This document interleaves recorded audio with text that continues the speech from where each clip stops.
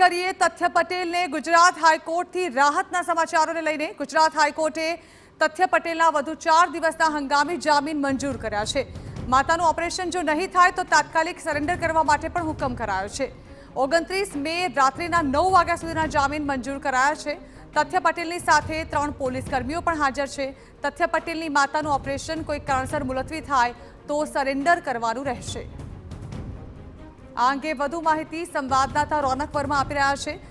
રોનક, ગુજરાત હાઈકોર્ટે વધુ કેટલાક દિવસોની રાહત આપી છે તથ્ય પટેલને। જાણવા માંગે શું થયું હતું?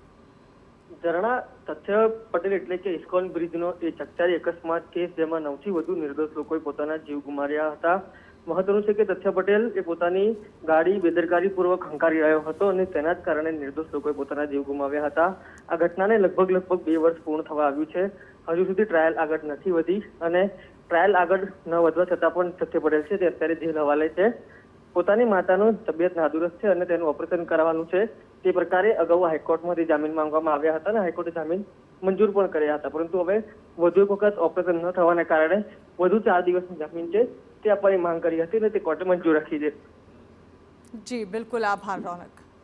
તો વધુ 4 દિવસના જામીનની માંગ કરવામાં આવી હતી, જો કે હંગામી જામીન મંજૂર કરવામાં આવ્યા છે। જો માતાનું ઓપરેશન કોઈ કારણસર ન થાય તો તેને તાત્કાલિક સરેન્ડર કરવાનો પણ હુકમ કરાયો છે।